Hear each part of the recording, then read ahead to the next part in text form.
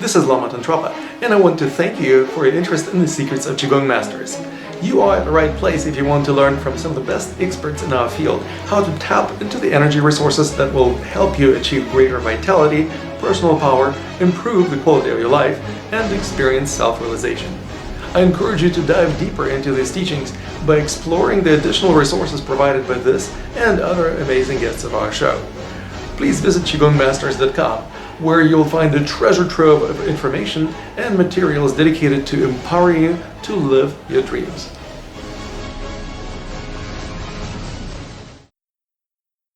I am interviewing one of the heavyweights in Qigong world in America, Ken Cohen, also known as Gao Han. He's an executive director and the founder of the Qigong Research and Practice Center in Colorado. He's a world-renowned health educator, China scholar, and Qigong Master with more than 40 years of experience. A former collaborator with Alan Watts, he's the author of the internationally acclaimed book, The Way of Qigong, The Art and Science of Chinese Energy Healing, best-selling self-healing audio and video courses, and more than 200 journal articles. In 2003, Ken Cohen won the leading international award in energy medicine, the Alyce and Elmer Green Award for Innovation and Lifetime Achievement.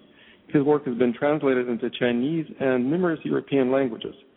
Professor Cohen received his teaching certificate from William C.C. Chen School of Tai Chi Chuan in 1974 and completed graduate studies in Taoism and Chinese language at Queens College, the New School for Social Research, and the University of California at Berkeley. Ken Cohen studied with some of the most highly respected masters and grandmasters in the world, including William Chen, B.P. Chen, Sher K. Liu, and many others. Professor Cohen was the principal apprentice of Dr. Wong, acupuncturist and Taoist Abbot from China's Sacred Mountains. To advance his studies in both Taoism and Comparative Religion, Professor Cohen attended the new seminary and was ordained as an interfaith minister with a graduate degree in pastoral counseling. He also holds an MA in holistic psychology and other academic honors. Currently, Professor Cohen is recognized as a leader in the dialogue between ancient wisdom and modern science. Welcome, Professor Cohen.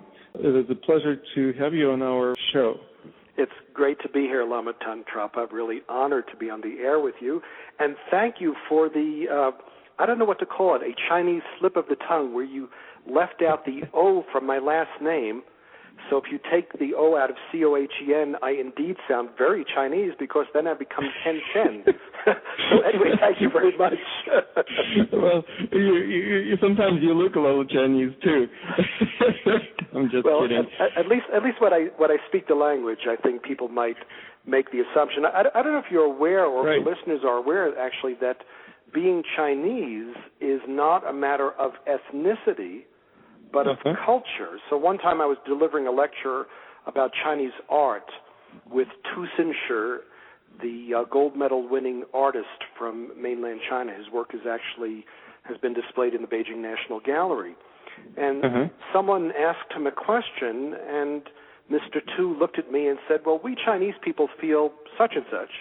A couple of people in the group, this was at a bookstore in this country, and a couple of people in the group started laughing, and one of them raised his hand and said, I'm laughing because I'm wondering why you say we Chinese when you look at Ken Cohen. And he said, he's Chinese. Well, there was more laughter, and I had to explain to Mr. Tu that the Americans didn't understand that being culturally Chinese is different than being Han.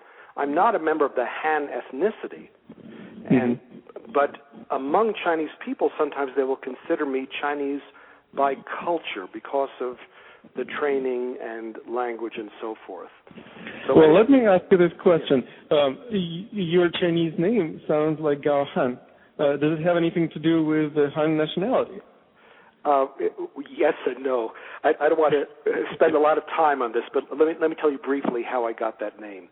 I was the not only principal apprentice, but really the only lifetime apprentice to a wonderful Taoist abbot from southern China, actually from Xichaoshan, one of the centers of Taoism in the south. His name was Dr. Huang Gengshi. When I began my training with him, now this was after I'd already studied Taoism, Taiji Chuan, Qigong, and also academic study of Taoism for quite a number of years. And I had this wonderful good fortune to meet Dr. Wong. When I began studying with him, he wanted to give me a new Chinese name, different from the name that my first Chinese language professor had given me. Well, he gave me the name Gao Han, and here's why. First of all, on the obvious level, Gao Han is about as close as you can get to the sound of Cohen in Chinese. And I always joke with my Chinese friends, and I tell them, Gao Han 比可恨好得多. Gao Han is much better than Cohen. Cohen sounds even more like Cohen, but Cohen means detestable, or the detestable one. Now, Gao Han... No, someone who's detested, who's horrible person. It's something not good. Okay. So, Gao Han sounds like Cohen. However, the word Gao means tall or high in character. I was very honored by this name that Dr. Huang gave me. Gao means tall or high in character. Han does indeed mean someone who is ethnically Chinese. The word Gao Han would mean a Chinese person of high character. However, the word Gao... That's really confusing. Yes, and the word Gao Han sounds a little bit like Han Gaozu, one of the great scholarly emperors of the Han Dynasty. So it has this kind of scholarly significance. It sounds like Cohen. It's several reasons. And then when Dr. Wong did my astrological chart, he looked at what's called my Ba Zi, my 8 characters. You know how people can be born in year of the tiger, year of the dragon, year of the rat, year of the monkey, and so forth? Well, in addition to the animal year, there's also an element of your year. So you might be born in a wood tiger, a water dragon, an earth sheep, and so forth. Well, looking at my astrological configuration, Dr. Wong realized that there was a conflict that would best be resolved by giving me a name that had the element for water in it. Now, the word Han, that same word which means those who are ethnically Chinese, has on the left-hand side of the Chinese character 3 drops of water. Right. And so by giving me the name Gao Han, meaning a Chinese person of high character, he was also correcting a problem in my destiny, which he determined astrologically. So anyway, that's part of the story. You know, names are stories, and this is actually a commonality between many ancient cultures. I mean, if we look at Chinese culture, of course, but indigenous cultures around the world, many people are familiar with names that exist in American Indian culture that, again, have a special significance. I mean, one is given a regular American name at birth today. I mean, American Indians are part of the modern world. They're not frozen in time in history or in a B-Western on the television. But in addition to that name, often a teacher or an elder will give a person a name to help give them encouragement in finding their life purpose and in fulfilling their destiny. So, and in fact, you do have a Native American name too. Would you be willing to share that with us? I have a couple of Native American names, actually, but the one that I use most commonly is the one that was given to me by the Native American elder that I first trained with. Some people might not realize that, in a sense, I wear 2 hats. I mean, I have 2 areas of training or expertise, but I tend not to mix them. I mean, these 2 areas are American Indian medicine. By medicine, I mean spirituality and healing, as well as Qigong and Chinese arts. The reason I keep them separate is, as an educator, I want to do them justice. I mean, for example, if someone is coming to me for a class in French, I'm not going to say to them, Maintenant, je vais vous enseigner un peu de Zhongguohua. You see, I'm not going to throw in a Chinese word in the middle of a French sentence. So if I'm speaking about Native American medicine, I usually keep that somewhat separate from the Chinese arts. But, of course, both of them are part of who I am and influence my way of understanding health and disease and spirituality and nature and life in general. The Native American name that most people know me by is Bear hawk. Bear hawk. Yes, but like so it's kind of like a mammal and a bird at once. Yes, or being close to the earth and yet being able to dream and emphasizing the visionary, dreamlike realm, the spirit soaring above the earth and seeing things from a higher perspective.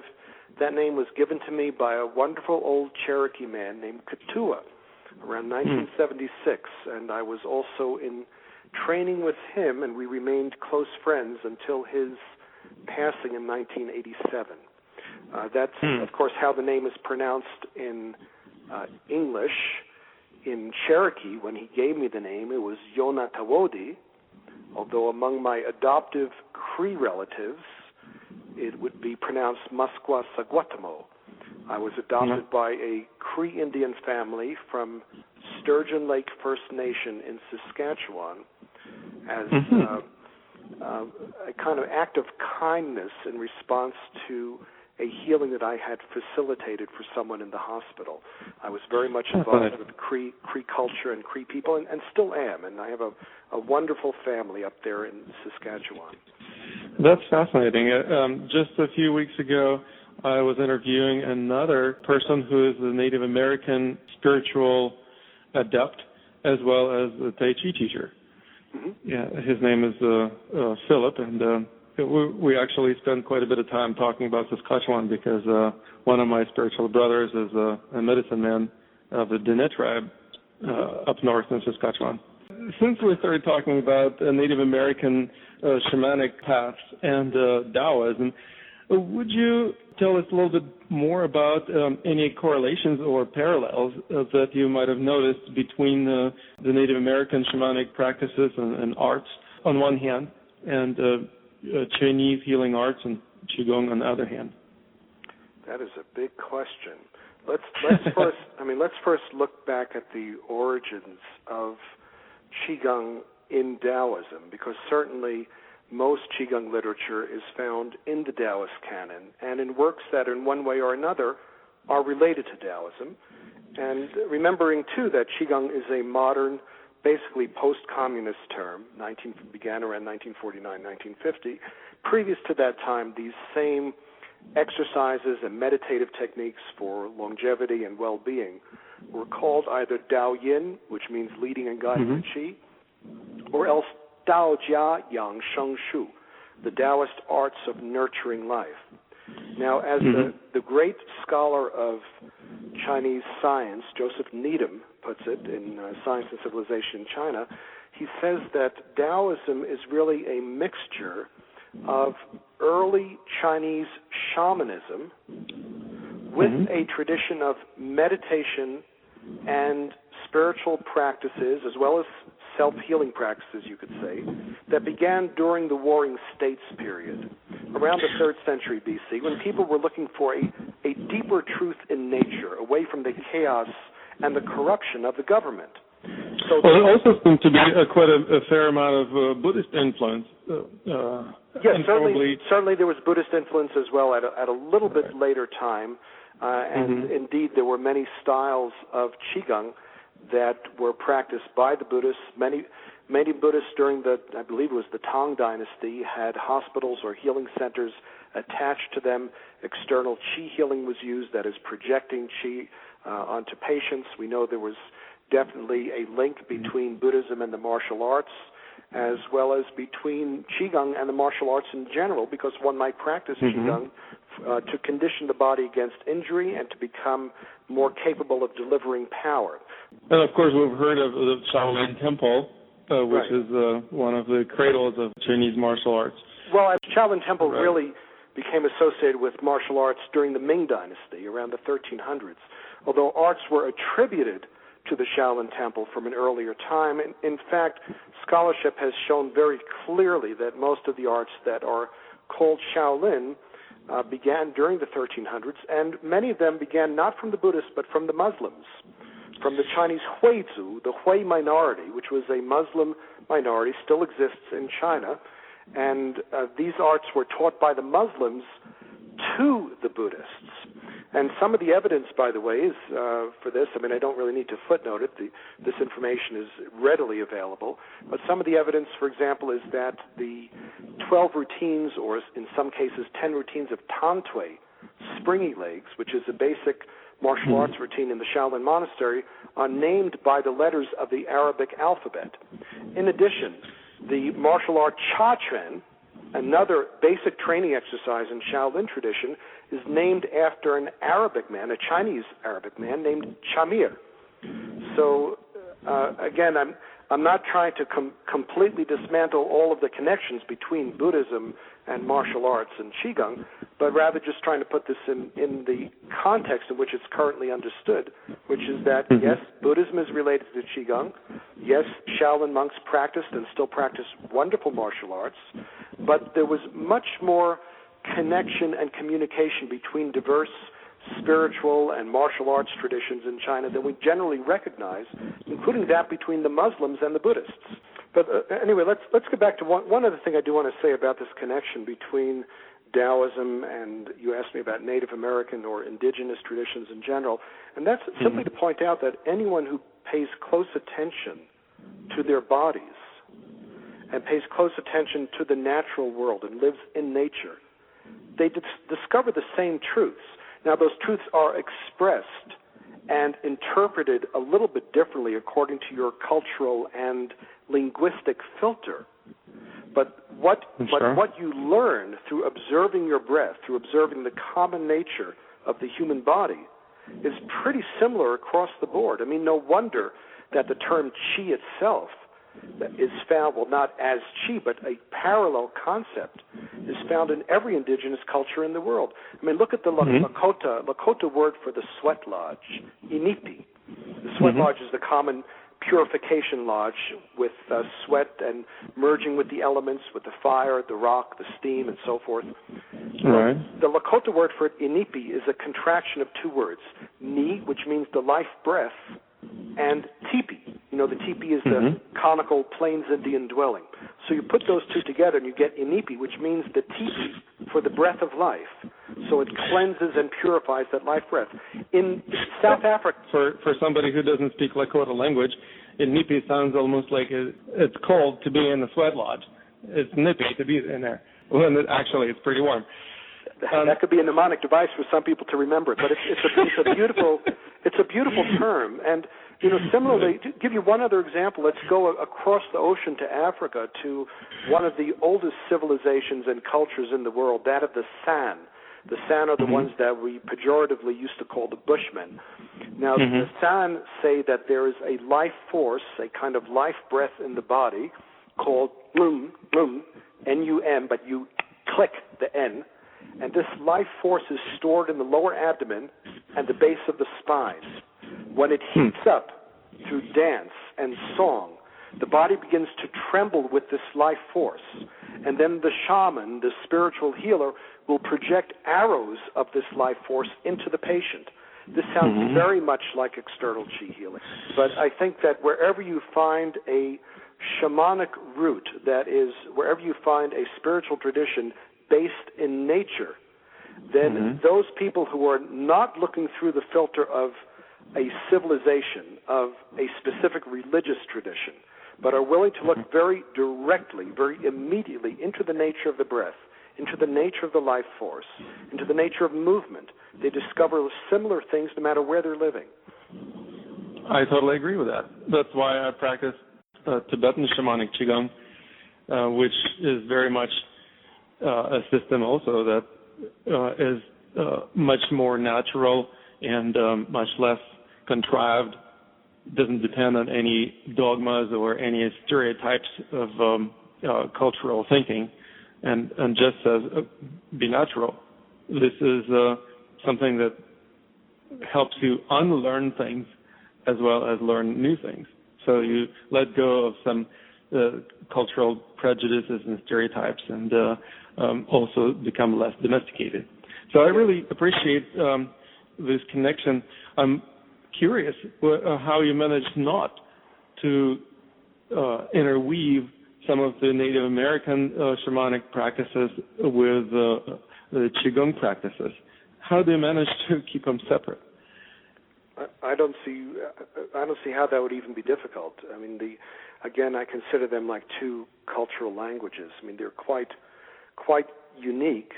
There are certainly connections, but they're as different as two different languages, as different as Chinese and Cree Indian language.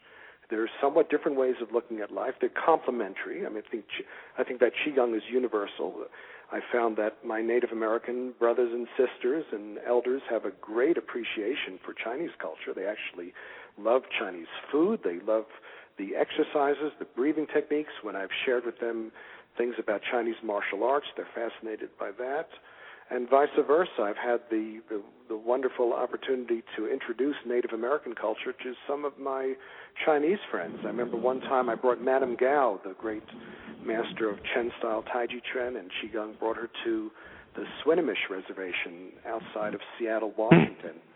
And she participated in a traditional healing ceremony there and just loved it. And then in a very, I think, historic event, when the ceremony was over and it was a kind of open time where anyone in the circle could express their gratitude or whatever feelings they had about the healing ceremony, Galasher, Teacher Gao, stood up and said, if it's all right with the elders there, she would like to demonstrate Taiji. And what a beautiful thing. In a ceremonial house in Northwest American Indian tradition, here was a senior Taiji master performing her art as an expression of gratitude.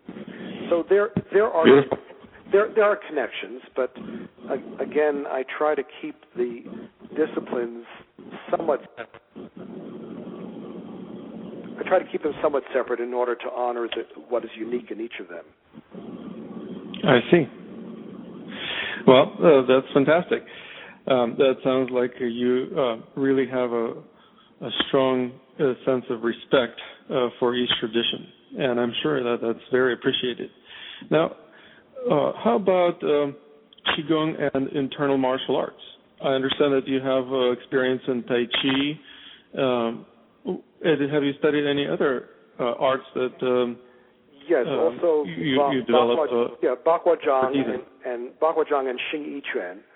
I started actually my training with Yang style Taiji Chuan, and then for people who are unfamiliar with this, various styles of Taiji are named for their family founders. So if Taiji had begun in this country, you might have Jones-style Taiji, Smith-style Taiji.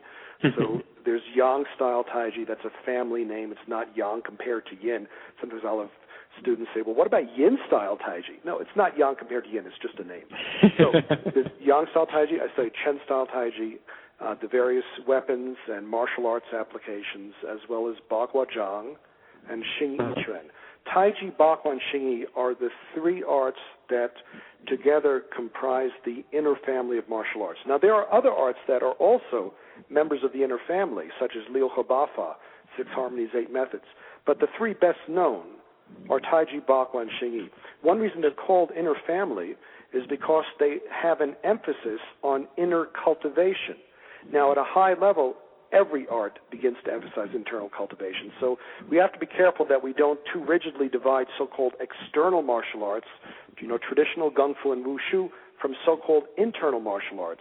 Because at a low level of training, even a Taiji person could be doing his or her martial art in a hard manner, in a rigid manner. And on the other hand, at a high level of training, a hard-style martial artist could become very internal. But nevertheless, in general, there's more of a Qigong component early in the training of the three classic internal martial arts. And the inner martial arts, that is the Nei Jia Quan, emphasize Nei Xiu Yang, internal cultivation. That is cultivating the Qi and also cultivating one's spirit, cultivating the mind, cultivating one's character. Right.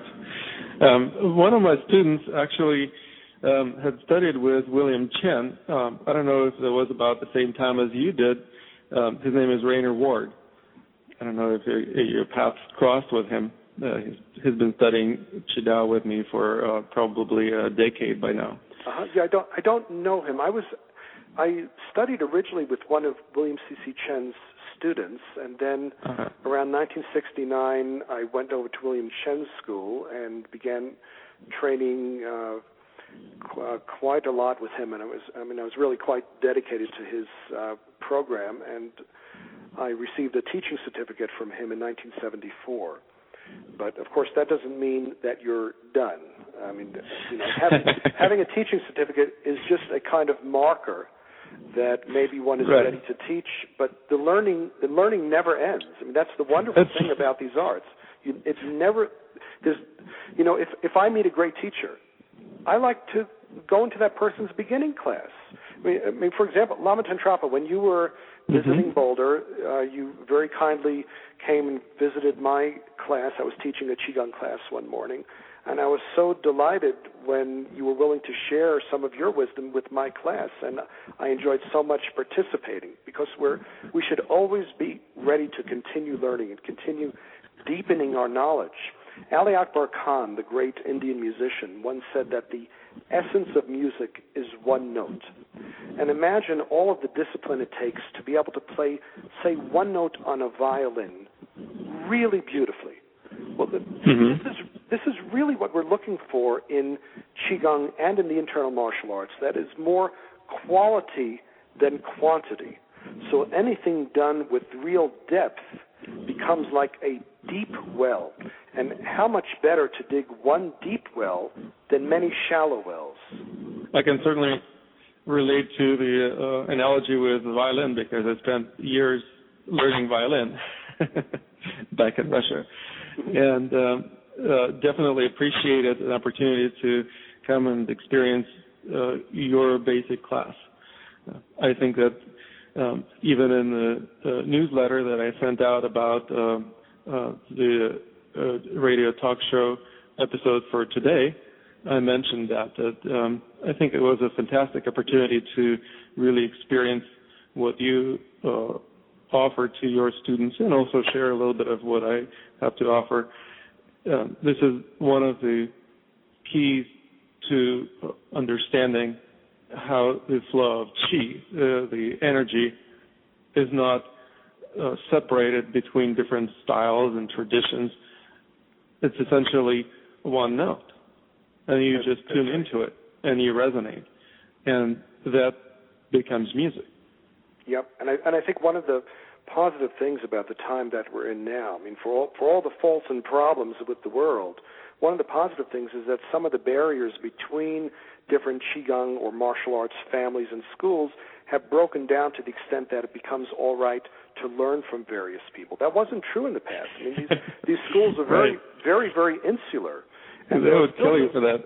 Yes, it's true. And there are still some schools that are like that. But I think that the only way we can really improve our knowledge is by learning from different people. Imagine if you're in a martial arts school where you only spar with people who know the same style. Well, then the next time you're out on the streets and there's a mugger there, or you're out doing some friendly sparring with someone who practices karate or some other style, you don't know how to defend yourself. You have to have broad experience, and this is part of the genius of people like Yang Luchan. I mean, one thing that happened when the Yang family broke away from the Chen family is because they were no longer constrained in those early years by the protocol of having to only teach family members.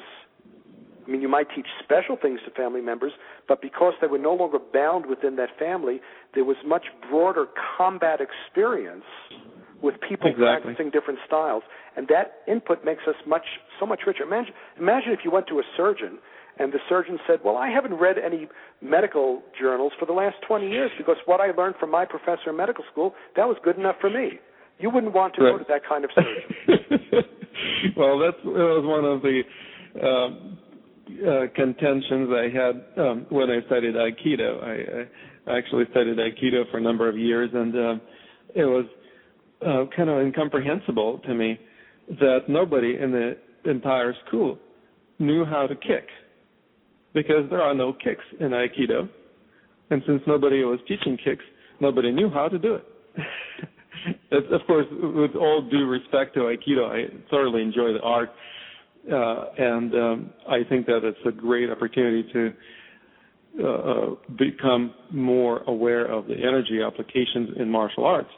But at the same time, of course, also you have to learn things outside of the of the spectrum of techniques presented in one particular school. That's right. There's a saying in the Hawaiian hula, the beautiful hula dance of Hawaii, that all truth is not to be found in one school.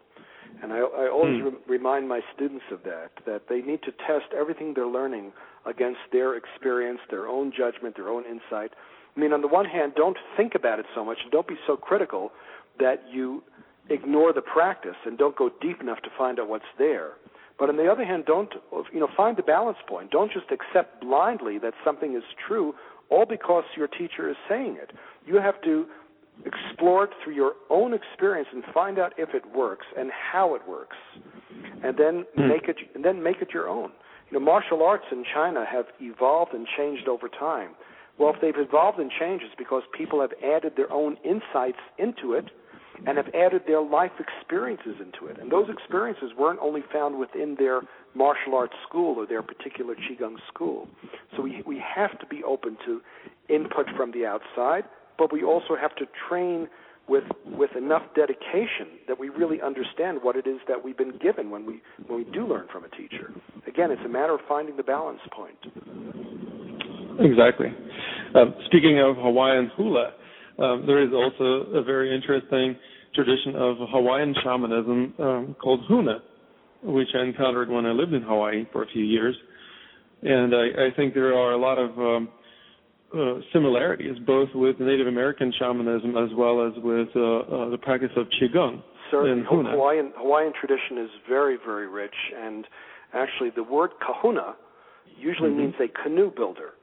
Kahuna means a master of a craft, and that craft most commonly was building canoes. But if one qualifies the term and says a kahuna lapa'au, a kahuna lapa'au is a healer, a master of the craft of healing, or you could have a kahuna la'au, which is a master of the craft of herbal medicine, or even a kahuna ha, a master of the breath.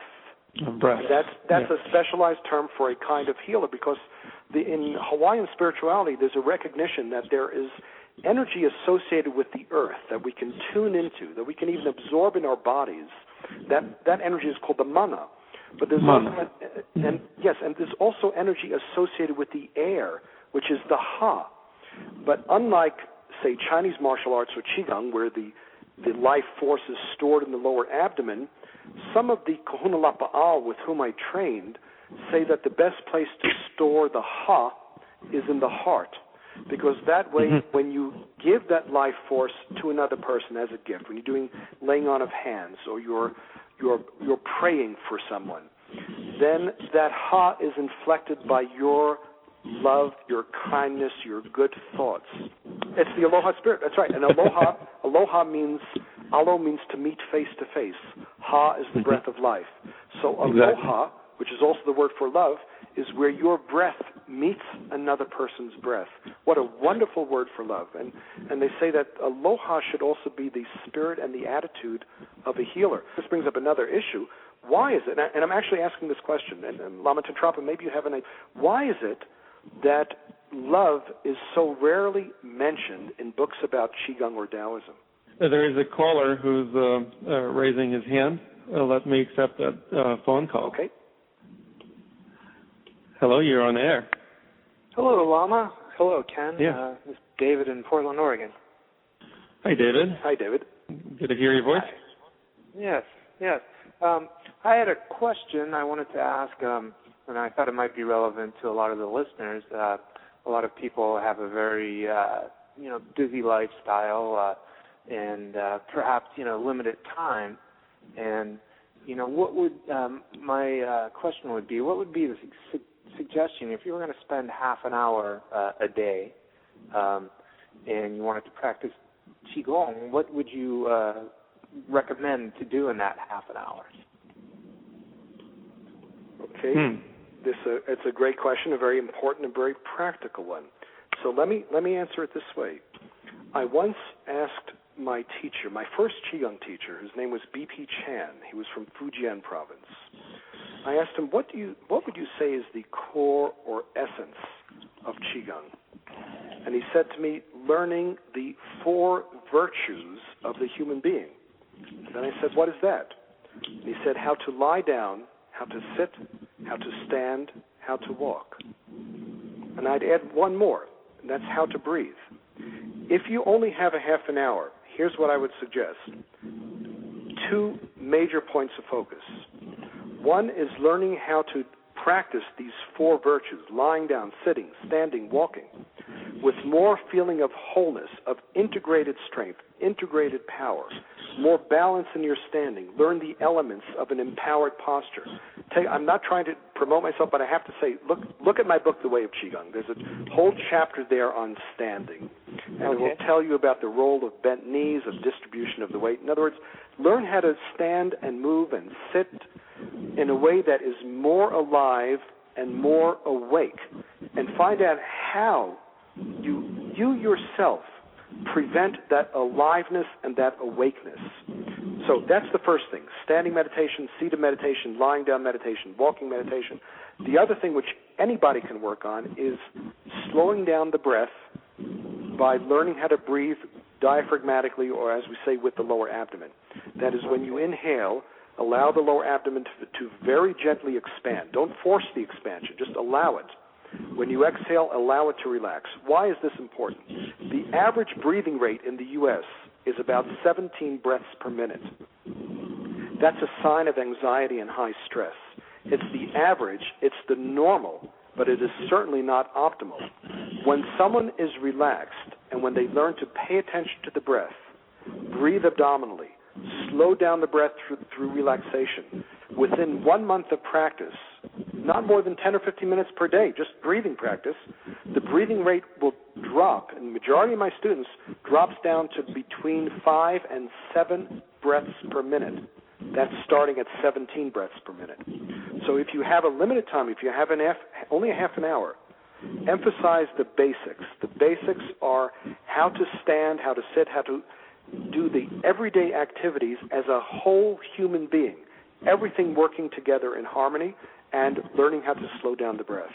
That sounds very much like the harmonious culture of movement that I teach at the very basic level of our Qidao practice. Yeah, and I am familiar with that, having taken lessons from Lama for several years.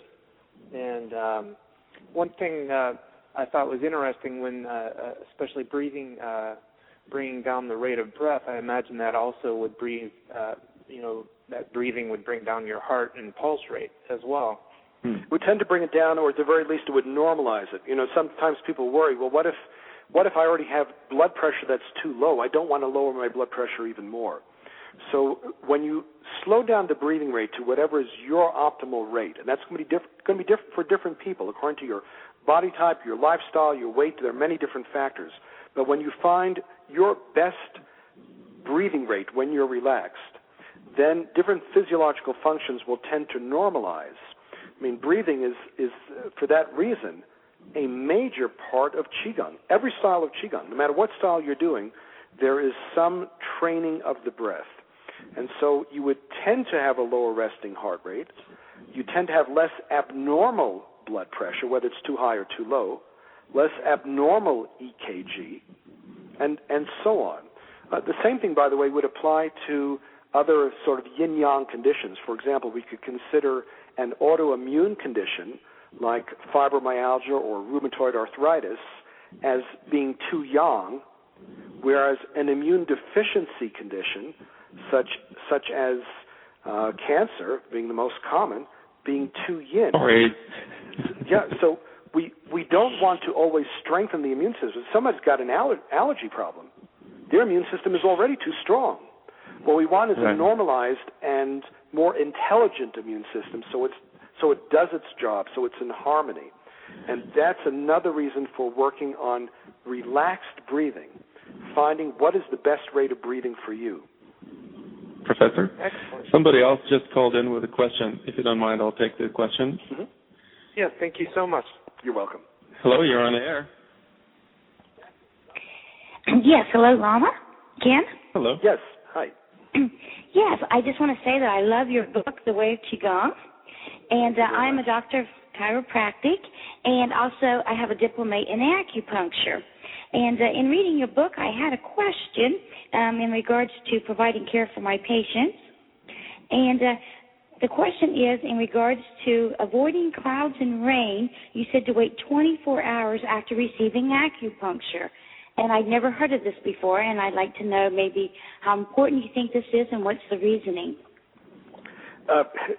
Those who are unaware of this, by the way, the term clouds and rain means sexual intercourse. I presume that is what you're talking about.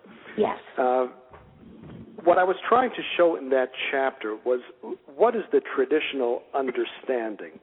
In today's world, we have to modify things a bit, but nevertheless, many acupuncturists would agree that after a treatment, and even leading up to a treatment, you want your energy to be a kind of calm, centered state, not overly activated. Sexuality or strong emotions both will activate the qi, and from this traditional viewpoint, the treatment will not have as deep or as lasting an effect. So again, traditionally, one of the preparations for acupuncture, both before the treatment and after, is this 24-hour period of not having sexual relations with one's partner. The same thing was true for certain meditation practices in classical China, where there was a kind of prohibition against sexual activities for a particular period of time before and after, depending upon what kind of meditation one was practicing. Different from my approach to the practice of energy arts. One of the aspects of Qigong that I teach and practice is Tantric Qigong. And not very well known in America for some reason, but it's probably more related to Tantra Yoga, and definitely has its roots coming from Tibet, and is associated with a number of spiritual practices of Tibetan origin.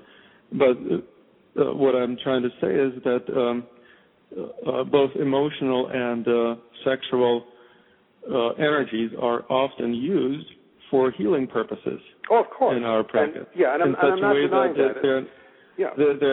They're not proscribing, but rather prescribing some of the practices that may actually be very healthful and perhaps life-altering.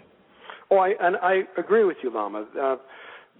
What I'm saying is that according to traditional understanding, to optimize an acupuncture treatment, there is certainly a school that says to abstain. Just as for many Native American practices, it's absolutely required before vision quest, before certain other ceremonies, that one abstains from sexuality. But that does not mean that sexuality cannot be used very directly as a path of spiritual growth. I mean, if we look at the early Taoist church in China, which began in the 2nd century, they were quite scandalized by the Buddhists because one of the very first rituals of the 2nd century Taoists was the He Qi, the harmonizing of the qi, which was essentially a sexual rite. And even at a later period, some of the energies that are spoken of in a more medical or qigong context, such as jing qi shen, the sexual or essence energy, the breath energy, the spirit energy, instead of cultivating them during periods of qigong and meditation, and sometimes combined with abstinence, instead, within the context of the sexual yogas of China, and again, I deal with this pretty extensively in my book, in the chapter called The Dance of Dragons in the Way of Qigong. Within those sexually oriented schools, one exchanged jing, or the sexual energy, not by one rather added to one's supply of jing, not by abstaining, but rather through sexual intercourse. Jing was exchanged through genital exchange, through genital contact, through oral contact, and so forth. So sexual fluids were literally circulated between the partners. And similarly, qi, the breath of life, would be exchanged through kissing, through exchange of breath and saliva, and the Chen or spirit exchanged through contact of the eyes. We say the eyes are the windows to the soul. So these three treasures, these three energies are certainly looked at within the sexual context in certain schools of Taoism. In my understanding, there is a certain dislike of bodily fluids exchange and rather focus on the energy exchange, if I'm not mistaken.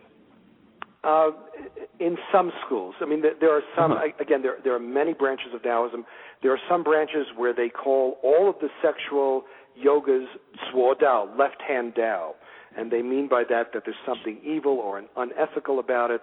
I personally don't agree with that. I think that sexuality, when combined with love, is ennobling and fosters the life breath in the body and between the people.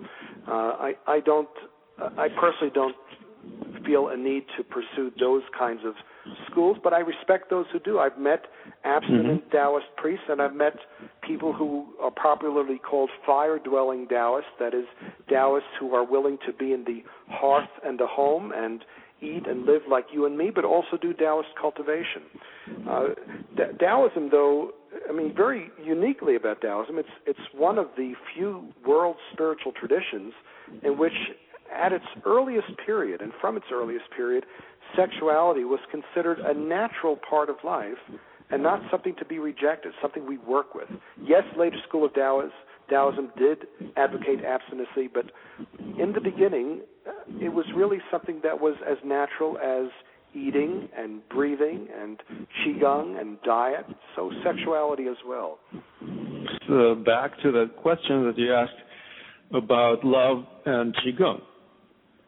I would say that sexuality without love is definitely not as satisfying, and I would say not as spiritually enlightening as the sexuality with love. Well, I would say that the same would apply not only to sexuality but to anything else. If we do healing without love is not as effective and enlightening as healing with love. Now, what effect it has on energy is probably subject to further studies.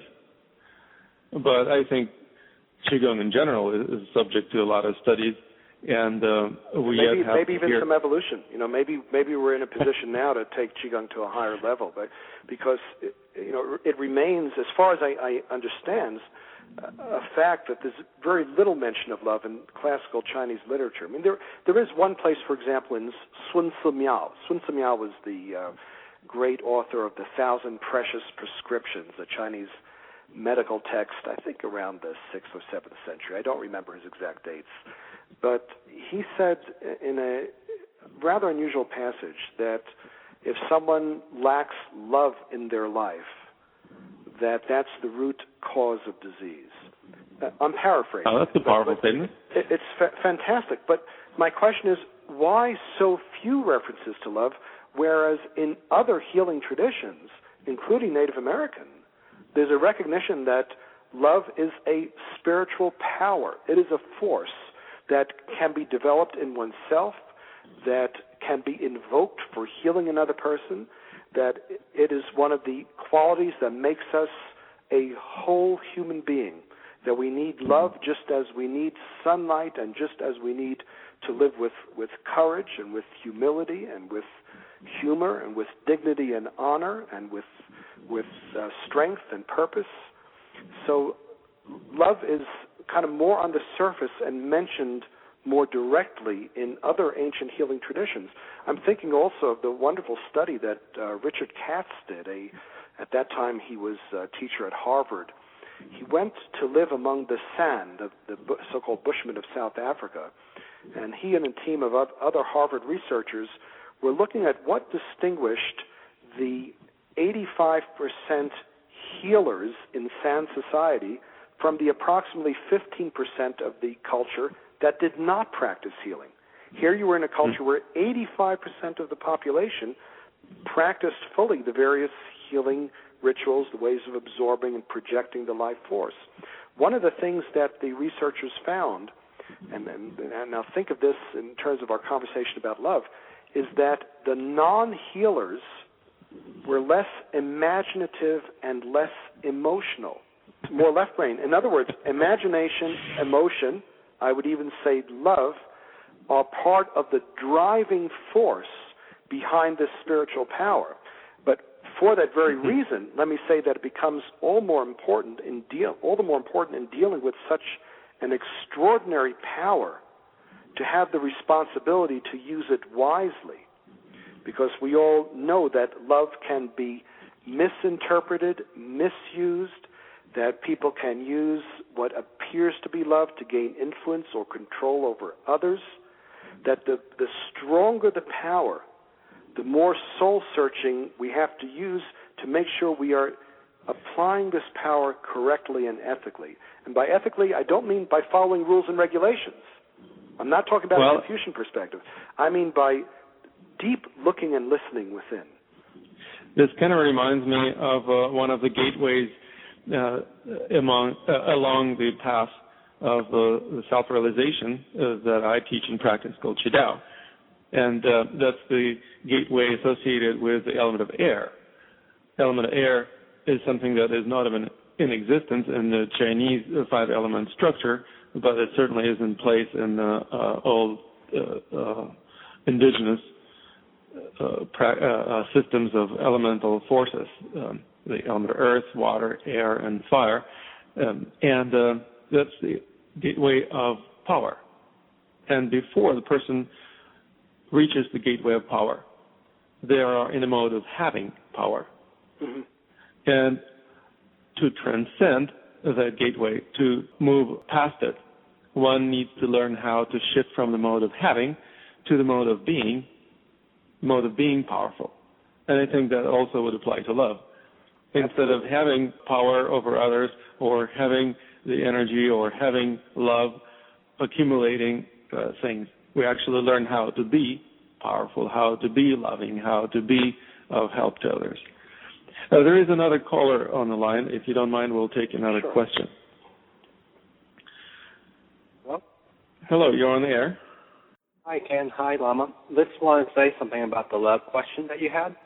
If we look to the past so much and Taoism looks to the now, perhaps the answer is for us to answer now in what we write and do in our actions now.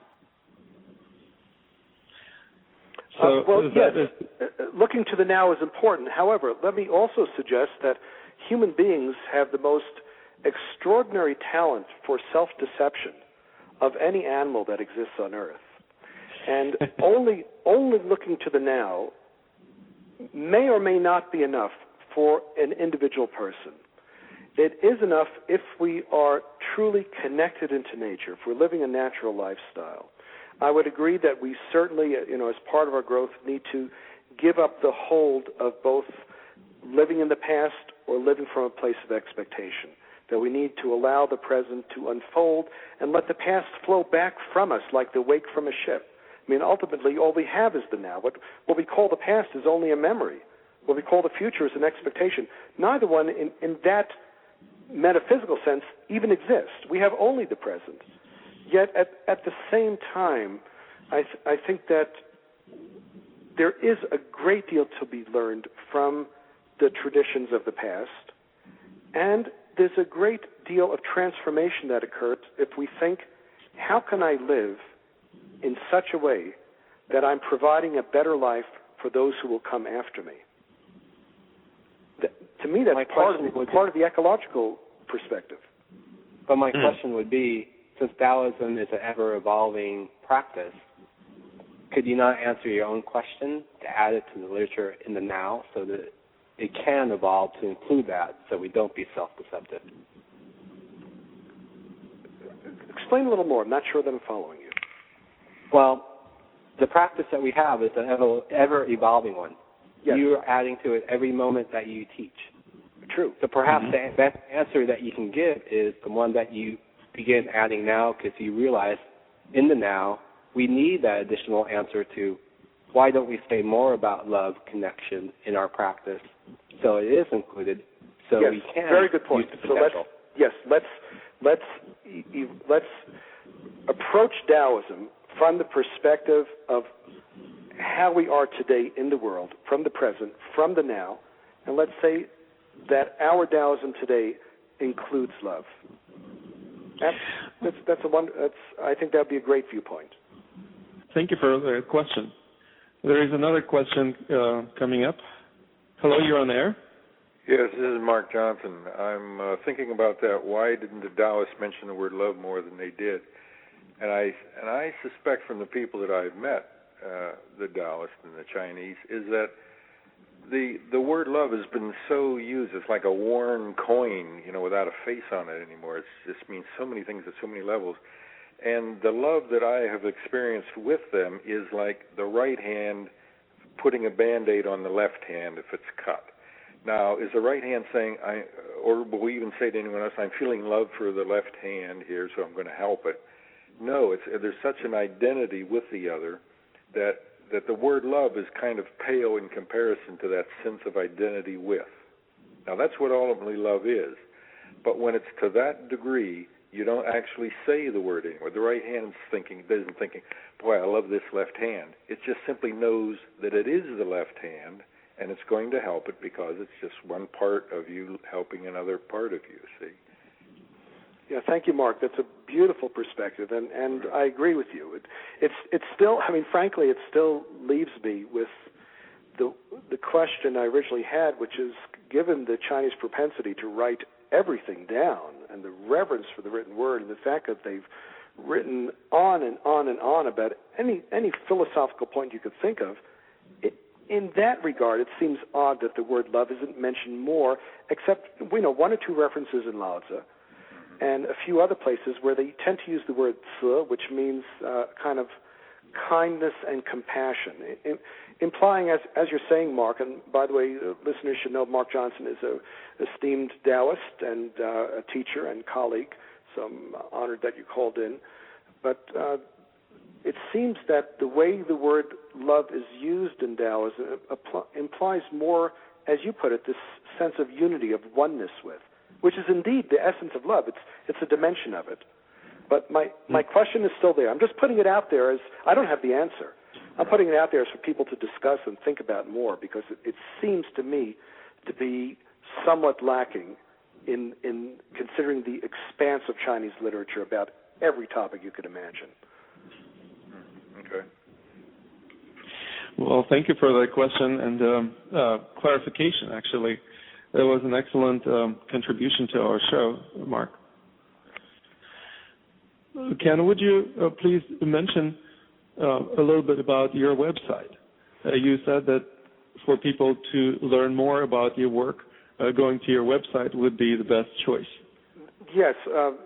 Again, some people might be interested in the workshops I'm doing and so forth. Most of my teaching is nationally and internationally. I've got a workshop coming up in Tennessee, another one in Massachusetts. They're kind of all over the country. Just look at the calendar that's on my website. You can go to, the easiest way to get to it is www.kennethcohen.com. That's KENNETHCOHEN.com. So www.kennethcohen.com, and you can find information there about both the Qigong and Chinese healing and martial arts that I do, as well as a link into the Native American website that has information about Native American culture, indigenous culture in general, and workshops that I do in that area as well. You also have another website that I personally like, QigongHealing.com. Yes, it goes to the same place. It's just another domain. Uh-huh. Yeah. Oh, I see. Excellent. Well, I just want to wrap up our show and invite all our listeners to visit www.kennethcohen.com or QigongHealing.com and find out more about wonderful works and also the events that he puts together and offers all over the nation and actually internationally. And I want to thank you very much for being a guest on our show. It's been a pleasure to speak to you, and we had a lot of fun answering questions of our listeners. If you have anything that you would like to add in closing, would you share at least one secret?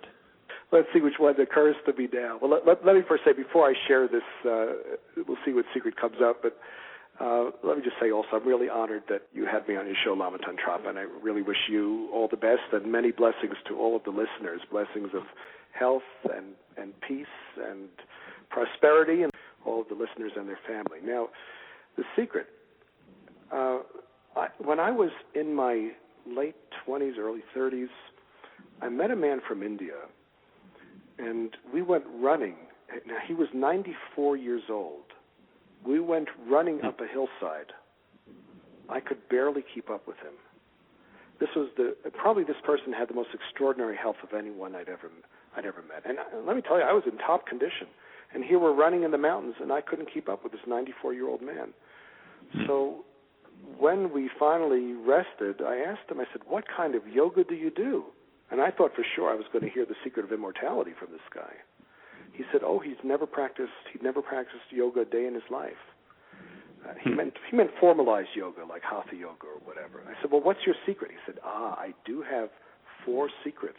If you learn these 4 secrets, then you'll be able to live a long and happy life. Well, here's his 4 secrets.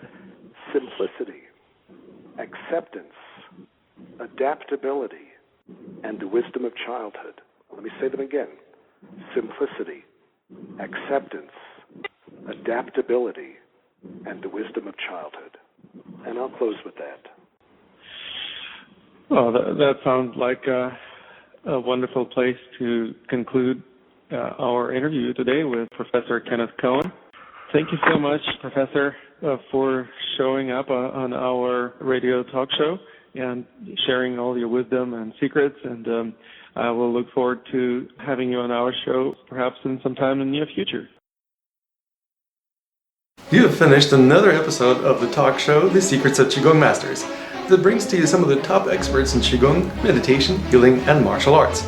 Now I invite you to visit QigongMasters.com and dive deeper into the teachings of our amazing guests by downloading their multimedia products and becoming a member of our international community of like-minded people. This show is also brought to you by Academy of Qidao, offering Qigong coaching programs that integrate the ancient energy arts with the modern methodology of coaching. If you struggle with chronic pain, suffer from too much stress, want to boost your performance, or seek spiritual awakening, please go to QigongCoaching.com. There, you can receive top-notch coaching as well as professional training to become a certified Qigong coach yourself. That's right, if you're dreaming of making a decent living, doing what you love, and making a difference in the lives of many people worldwide, check out our programs that will help you transform your interest in energy arts into living your life in the flow.